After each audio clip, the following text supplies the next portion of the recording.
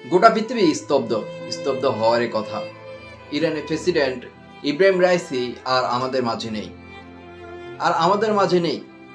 মুসলমানদের হয়ে কথা বলার মতো আমরা এক বীর যোদ্ধাকে হারিয়েছি, এক শাসককে হারিয়েছি আমরা, যে কিনা মুসলমানদের পাশে দাঁড়াতেন, মুসলমানদের হয়ে কথা বলতেন, পশ্চিমা দেশগুলোকে চোখ রাঙিয়ে কথা বলতেন। যুক্তরাষ্ট্র, আমেরিকা এবং কি ইসরায়েলের অনেকে তার ভয়ে চুপ হয়ে থাকতো অনেক সময়। সে তাদেরকে চোখ রাঙিয়ে সবসময় কথা বলতেন। সে আর আমাদের মাঝে নেই। ইব্রাহিম রাইসি আর আমাদের মাঝে নেই। এরকম এই শতাব্দীতে এরকম শাসক হয়তো আমরা আর কাউকে পাবো না। প্রিয় দর্শক, ইরানের আজারবাইজানের একটি বাঁধ উদ্বোধন করতে গিয়েছিলেন। উদ্বোধন করে ফেরার পথে তার সাথে 3টি হেলিকপ্টার বহর ছিল। 2টি হেলিকপ্টার নিরাপদে আসতে পেরেছে, অবতরণ করতে পেরেছে, কিন্তু তার যে হেলিকপ্টারের মধ্যে ছিল সেটি আর আসতে পারেনি। বৈরী আবহাওয়ার কারণে সে আর আসতে পারেনি।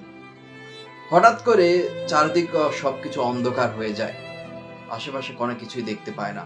এখানেই সেই দুর্ঘটনা কবলে পড়ে। তখন সেনাবাহিনী এবং কি ফায়ার সার্ভিস, রেস্কিউ দলেরা সবাই উদ্ধার অভিযানে নামে। স্থানীয়দেরকে জিজ্ঞাসা করে, তখন তারা শুনতে পায় যে একটি শব্দ পেয়েছেন। তারপর তারা আর কিছুই জানে না।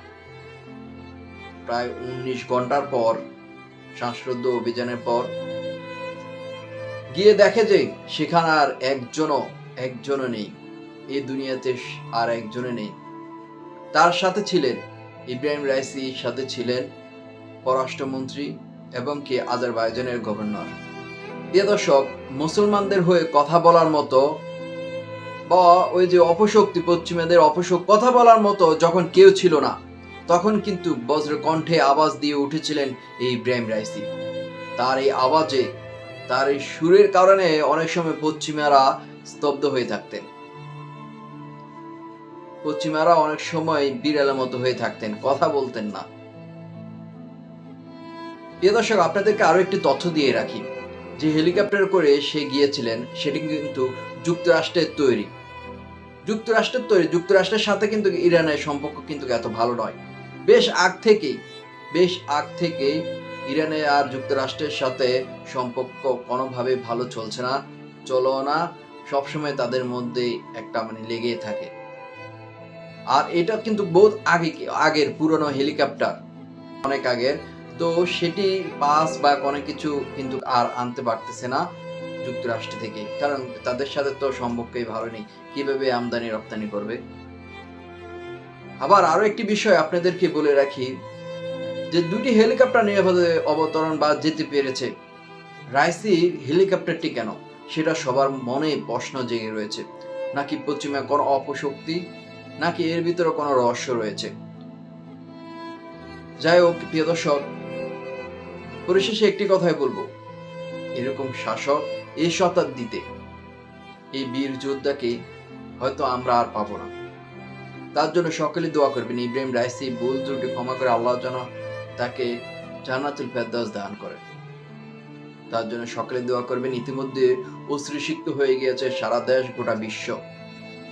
তাকে দেখার জন্য ইরানের সারা দেশ থেকে হাজারো মানুষ জড়ো হয়েছেন শুধুবার একটিবার দেখার জন্য। গোটা বিশ্ব এখন একবারে স্তব্ধ হয়ে গিয়েছে। এবার ভবিষ্যতে আমরা দেখতে চাই কে মুসলমানদের পাশে দাঁড়াবেন, পশ্চিমা অপশক্তির বিরুদ্ধে কথা বলবেন। এত সহজ নয়। এবার ইরানে নতুন করে যে আবার প্রধান হবেন, সেও কিন্তু তার মতোই হবেন, কারণ উপর থেকে কল নাড়েই কিন্তু আরেকজনের আছে। ভালো থাকবেন, সুস্থ থাকবেন, নিরাপদে থাকবেন। কিন্তু সবার মনে প্রশ্ন থেকে গেল যে এই ইব্রাহিম রাইসি এই হঠাৎ করে এইভাবে চলে যাওয়াটা কিন্তু রহস্যজনক।